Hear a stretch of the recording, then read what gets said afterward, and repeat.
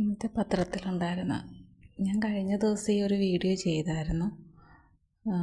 വെക്കേഷൻ്റെ കുട്ടികളുടെ ഒരു ലൈഫിനെ കുറിച്ച് നമ്മൾ ശ്രദ്ധിക്കണം. അവരെ പഠിത്തത്തിൽ നിന്ന് പൂർണ്ണമായിട്ടും മാറ്റരുത്. ആ ടച്ച് വിട്ടു പോയി കഴിഞ്ഞാൽ അവർക്ക് പിന്നൊരു മടിയായിരിക്കും. എല്ലാ കുട്ടികൾക്കും അല്ല, ഒരു 90% കുട്ടികളുടെയും കാര്യമാണ്. പിന്നെ അവർ ആ പഠിത്തത്തിലേക്ക് വരാൻ ഇത്തിരി പ്രയാസമാണ്.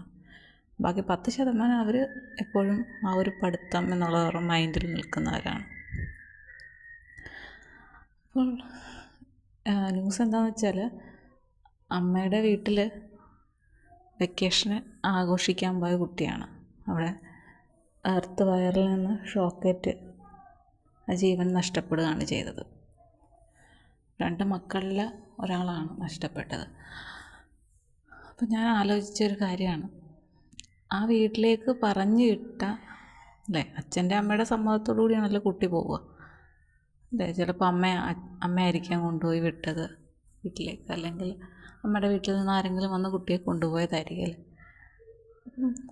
ഇപ്പോൾ ആ ഒരു മരണത്തിന് ശേഷം ആ വീട്ടുകാരുടെയൊക്കെ മാനസികാവസ്ഥ എന്തായിരിക്കും? അമ്മയെ സംബന്ധിച്ച് ഇത്രയും വർഷം വളർത്തി വലുതാക്കി അല്ലേ, സന്തോഷമായിട്ട് കളിച്ച് ചിരിച്ച് രസിച്ച് വെക്കേഷനൊക്കെ ആഘോഷിച്ചിട്ട് വരട്ടെ എന്ന് കരുതി അമ്മയുടെ വീട്ടിലേക്കാണ് വിട്ടത്. അപ്പോൾ എപ്പോഴും കുറ്റം അമ്മയുടെ തലയിലായിരിക്കും അല്ലേ. അങ്ങനൊരു കാര്യമുണ്ട്, അമ്മമാരെന്ത് ചെയ്താലും എപ്പോഴും കുറ്റങ്ങളായിരിക്കും കൂടുതലും വരിക. പ്രത്യേകിച്ച് അമ്മ വീട്ടുകാരെന്ന് പറയുമ്പോൾ അച്ഛൻ വീട്ടുകാർക്കൊരു യുദ്ധം ചെയ്യാനുള്ള കുറച്ച് ആളുകളെന്നുള്ള സങ്കല്പവും കൊടുക്കുകയുണ്ട് ചിലയിടത്ത്. അപ്പോൾ അമ്മ വീട്ടുകാർക്കാണ് ഇപ്പം വലിയൊരു പ്രശ്നമായി വന്നിരിക്കുന്നത്. അമ്മയെ സംബന്ധിച്ച് തൻ്റെ ഒരു കുഞ്ഞ് നഷ്ടപ്പെട്ടെന്ന് പറയുന്നത് വളരെ വേദനയുള്ള കാര്യമാണ്.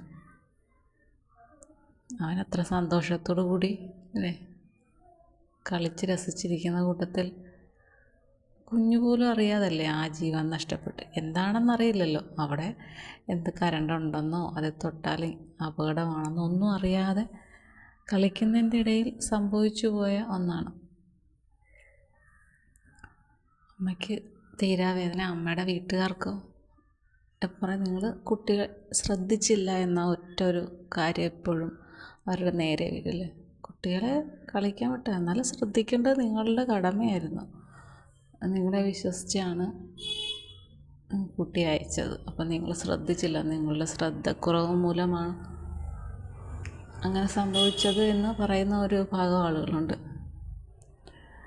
എന്തായാലും നഷ്ടം സംഭവിച്ചു കഴിഞ്ഞിരിക്കുന്നു. ഇനി അതിൻ്റെ കുറച്ച് പേർക്ക് ഒരു കുറ്റബോധം കാണും. എന്താണ്, ഞാൻ കൊണ്ടുവന്ന് അല്ല എൻ്റെ വീട്ടിൽ നിന്നിട്ട് ഇങ്ങനൊരു അപകടം വന്നല്ലോ എന്ന കുറ്റബോധവും വേദനയും ഒക്കെ ആയിരിക്കും കുറച്ച് ആളുകൾക്ക്. അമ്മയ്ക്ക് എന്തായിരിക്കും ചിന്ത? വേണ്ടിയിരുന്നില്ല, ഇവിടെ നിന്നാൽ മതിയായിരുന്നു, ഇവിടെ നിർത്തിയിരുന്നെങ്കിൽ ഇങ്ങനെ സംഭവിക്കുമായിരുന്നില്ല, നഷ്ടം എനിക്കല്ലേ എന്നോർത്ത് ഓരോ നിമിഷവും വേദനിച്ചുകൊണ്ടായിരിക്കും ആ അമ്മയുടെ ഓരോ ദിവസവും ഇനി അങ്ങോട്ട് കടന്നു പോകുന്നത്. എന്തായാലും സംഭവിക്കാനുള്ളത് സംഭവിച്ചു. നമ്മളിപ്പോൾ എത്ര ശ്രദ്ധിച്ചാലും നടക്കാനുള്ളത് നടക്കും എന്നുള്ളത് വേറൊരു സത്യമാണ്. ഇപ്പോൾ ഹെൽമെറ്റ് വെക്കാതെ പോയാൽ അപകടത്തിൽ തലയ്ക്ക് ക്ഷതമേറ്റ് ബുദ്ധിമുട്ടുകളുണ്ടാവും എന്ന് പറയും. അന്ന് കരുതി ഹെൽമെറ്റ് വഹിച്ചുകൊണ്ട് പോയവരാരും ആർക്കാർക്കും ജീവൻ നഷ്ടപ്പെട്ടിട്ടുണ്ട്. എല്ലാം ഉണ്ട്. പിന്നെ നമ്മളൊരു മുൻകരുതൽ എടുക്കുക എന്നുള്ളത് നമ്മുടെ മനസ്സിനും കൂടെ കിട്ടുന്ന ഒരു സമാധാനം അത്രമാത്രമാണ്. നമ്മൾ ശ്രദ്ധിച്ചില്ലല്ലോ എന്ന് നാളെ നമുക്ക് ഒരു തോന്നൽ ഉണ്ടാവരുത് എന്നത് കൂടിയുണ്ട് ഇതിനകത്തിൽ. എന്തായാലും നഷ്ടം സംഭവിച്ചിരിക്കുന്നു. ഇപ്പോൾ ആ അമ്മയുടെ മനസ്സും ആ അമ്മയുടെ വീട്ടിലുള്ള ആളുകളുടെ മനസ്സിനെ കുറിച്ചാണ് ഞാൻ പെട്ടെന്ന് തന്നെ ചിന്തിച്ചത്. എന്തായാലും ഒന്നും പറഞ്ഞിട്ടിനി കാര്യമില്ലല്ലോ. അപ്പോൾ ഇനിയും ഉണ്ട് ദിവസങ്ങൾ, ഒരു മാസം കൂടുതലുണ്ട് വെക്കേഷൻ തീരാനായിട്ട്.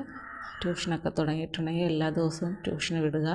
കുട്ടികളെ കളിക്കാൻ വിടുമ്പോഴും നമ്മൾ പറയേണ്ടതൊക്കെ പറഞ്ഞു വിടുക. സമയത്ത് വന്നില്ലെങ്കിൽ അന്വേഷിക്കുക.